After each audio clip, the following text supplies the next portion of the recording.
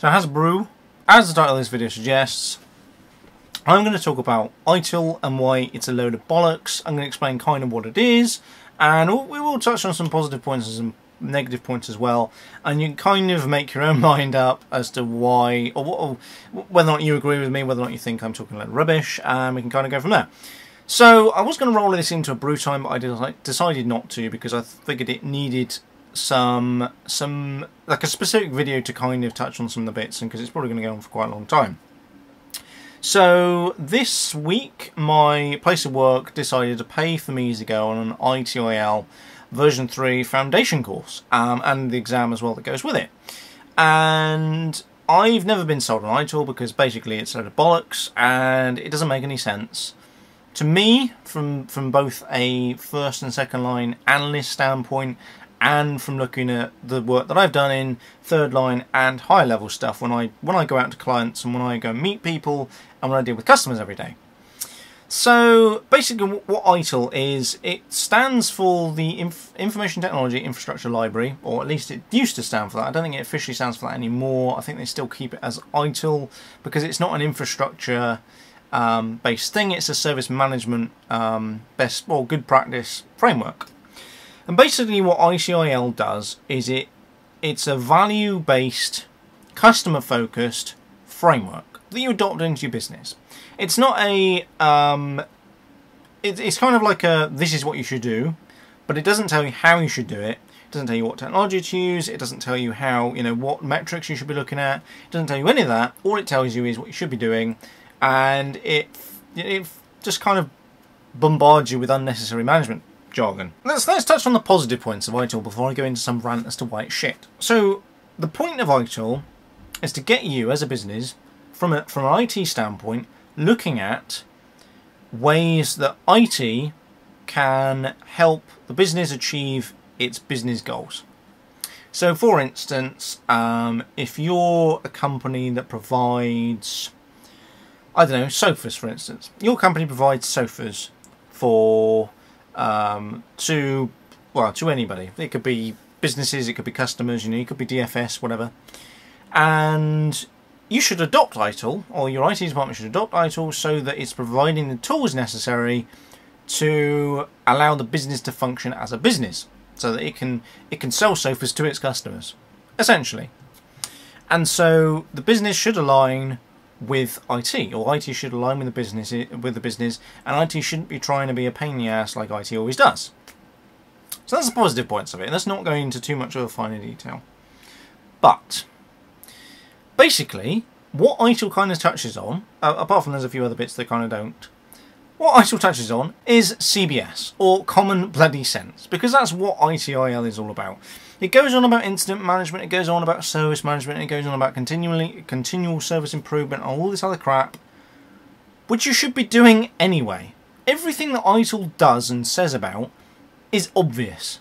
To everybody that works in ITIL, it should be obvious, and if it isn't obvious to you, then you just shouldn't be in the job in the first place. ITIL basically states a little bits and pieces, minus a few bits that are just unnecessary and just not needed, that basically say you should be doing X, Y, and Z, and which is all real common sense kind of stuff. Stupid things like the service desk or help desk, whatever you want to call it, is the first point of contact for customers. It's where every support call begins and ends, and that's it. Which is obvious. Anybody can tell you that. That's the way you measure customer satisfaction. You make sure you're not breaching any SLAs or service level agreements. It means that you're providing the best service for your customers because the service desk is making sure that you're on target and customers are happy, and it's a real consistent communication with people and stuff like that, because people don't want to be batted around to different departments and different people, and that's the way it should be. Because that's the way everything should be. If you ring up a call centre and you get through to Bob, you should speak to Bob the entire time until your query is resolved, which is the way First Bank works, or is it First Capital Direct or First Direct? I think it's called. Because what usually happens when you ring up a call centre is you'll go through to Bob and you say, "Oh, hello Bob, I need to cancel my contract, or I need to do this and the other," and then he'll say, "Well, unfortunately I can't deal with that. I'll have to put you through to our complaints department, I'll have to put you through to our customer services department, I'll have to put you through to our upgrade department, I can't do that myself because they don't trust me enough and because they don't pay me enough to do it. So I'm going to now pass you on to Sarah, who will be able to help you. And then you go to Sarah and then you'll say, I want to be able to do this, that and the other. And then she'll do your query and then she'll send you back to Bob or somebody like Bob, maybe Tim or something like that, who will then be able to do the other bit of your query. It's like, all I want to do is ring you up and A, get through to someone straight away, and B, talk to that one person the entire time. This isn't service management. This isn't IT. This is just general customer service. This is just the way things should be anyway. And a lot of things that ITIL goes on about is just obvious. I think the trouble with, well, obviously the reason ITIL exists is because we've got too many effing idiots in IT. We've got too many business people. We've got too many managers who have been outside of IT for so long and have never dealt with customers on a one-to-one level. They don't understand what they need. So what they need to do is create this BS framework and just this crap to basically justify their jobs and just to kind of keep their competency level up. And it doesn't even work anyway because they're still not interacting with customers in the way they're supposed to be. Things like service level agreements, which are it's a written, it's not a contract, it's a written set of rules that both the IT department and your users or customers kind of sign up to. It's not official, it's not contractual because you can't contractually oblige someone to do that, but it's a set of rules. So for instance, if I'm a user and I ring up the IT service desk, I should expect my query to be resolved in 3 working days. That kind of stuff. I should expect, and the IT department should expect me to provide them with relevant information for me to be courteous and professional and things like that. And things like SLAs aren't agreed by customers and users. They're not agreed by the people that actually use the stuff. They're agreed by customers, they're agreed by managers, they're agreed by just kind of like high people that don't actually use the system. And that's a really bad idea because obviously your customers are the ones that are going to be contacting the service desk every day. They're going to be the ones that are going to be using the system every day. So why the bloody hell in an SLA, a service level agreement, that's an agreement between users and the service desk and IT, why the hell would you do it at a manager's level? You shouldn't do it at a manager's level. Yes, they will make the final decisions, but they aren't the ones that make the initial decisions, actually your users, because your users are the one that's using the system all the time. And it's silly things like that that really annoy me about ITIL and just general. Yes, you should have a written set of rules because then you can kind of turn around to somebody when somebody rings you up and say, I want to do so and so, and then you say, well, actually we need 5 working days notice, and then they start kicking off about it and say, well, where is it written that, and then where is that written down? Then you can point people to your SLA. But really all you need is a policy document to state that. All you need is a load of policy documents basically stating what the policy is of the IT department and of the business. And that's the problem when you get to really high level stuff, like really large companies. Because I've worked in many sort of all sorts of levels of user size and stuff, from like small companies that literally are 2 people, 2 people just doing a job, to 10 people in a cafe, maybe something like that, right up to where I currently work, which is in proper corporate IT. I mean, I work for a university that has, I'm trying to think, is it 30,000 users, 32,000? I think so. I think it's about 30,000 users. It might be a little bit more than that. I can never remember. And I've also worked for places that have like 1,000 users and slightly less users than that as well. So I've got quite a broad range of stuff. And the problem is, in any big institution, and you can take this about any company, you have too many people. You have too many people deciding things and fucking up and just generally being arseholes. They can't organise a piss up in a brewery. It just takes so much longer to do things, and you have so much incompetency. Because it doesn't go to, if I was, if I had an idea, I had a really good idea, I can't just take that to the highest level that would make the decision. I would have to take that to my line manager, who would then have to take it to his line manager, who would then might have to take it to his line manager, that would then get to the top. If it even gets that far, because it'll probably just be filtered out because somebody will think, well, that's a really shit idea. And that's not the way you do things. Because, especially at a small level, if you've got 2 IT guys, one of them will probably be the boss, or you'll have 2 IT guys that do the IT stuff, and then you have a decision to make, or like a really good idea, but you can't make that decision, you haven't got the money to do it. You go to the next level up, you go to the boss, you go to the guy that actually makes the decision, especially in a small business, small business where you can just literally knock on someone's door and say, oh, hello, can I, I've just got this idea, what do you think? And they can tell you right there and then, whereas when you work in really big institutions, you've got too many people, and it just doesn't work. And you stifle innovation like that, and it's really bad, and it's just a really crap way of doing things. And And so then you get a load of incompetency, you get a load of idiots that are basically in the job because they've sucked someone's dick and they're actually not in the job because they're competent. And you get that everywhere. You get that to a certain extent on the small business level, but you usually can tell people to piss off and, you know, you can kind of do your own thing. You usually get paid hardly any money anyway, so you don't really care too much. And ITIL really is only relevant to big businesses, because small businesses know what the hell they're doing, because the small businesses are gonna hire IT guys to do the IT job, and they're going to be, you know, they're going to have a really good rapport with the IT guys because they want to make sure that their IT guys are doing things that are going to be helpful for the business. And the IT guys should be doing things that are really beneficial to the business, not being a pain in the ass and militant like a lot of IT guys are. Especially in the small to medium business level anyway. You get a lot of IT people that are really anti-consumer and anti-user, and they don't understand what the users want. And there's another reason why ITIL exists, because people don't know what the hell they're doing. Somebody like me, I'm not trying to blow my own trumpet here, somebody like me understands what users want. I understand, I know users are completely incompetent and they're idiotic and they do stupid things, but that is a great position to be in. If you think like that, but don't treat them like that, that's the key thing, is, yeah, everybody knows that users are idiots, but the difference between everybody thinking users are idiots and actually trying to do something about it is completely different. So you need to not only know that users are idiots, but find out ways to ensure that they can't do something stupid. Or that when they do something stupid, it's really easy to mitigate. You're not firefighting all the time, you're making sure problems don't happen, which is another thing ITIL does. But it's just common sense. You would do that anyway, because if you don't do that, then you'll end up having to do loads more work. You know, which is always what really annoys me when, you know, when IT staff don't listen to what their users want. Sometimes they just come off with some rubbish. Sometimes some users just spout a load of crap at you. You're like, what the hell are you talking about? Don't be so ridiculous. And other times, users will want something that's really quite straightforward, and IT will say, no, you can't do that because of security or whatever bullshit. Basically means it's because they don't want to do the work, or because they've got their mind set on some specific software that they like using but the customers don't like using. And you get that all the time. You get that, you know, when, like for me, for instance, I love Linux. I'm quite a big fan of Linux. But I think it would be stupid for me to expect my users to want to use Linux, because they don't know how to use it. It increases support calls from me. It's really easy to use. It is really easy to use. Linux is really, really easy to use. You can literally chuck it at anybody, and pretty much anybody can use it. But there's some things in it that kind of don't work very well. There's things like Wine you'd have to use for things like Office, because let's be honest, there's no way in hell any business will be able to use anything but Office, because LibreOffice and OpenOffice are not as good as Office.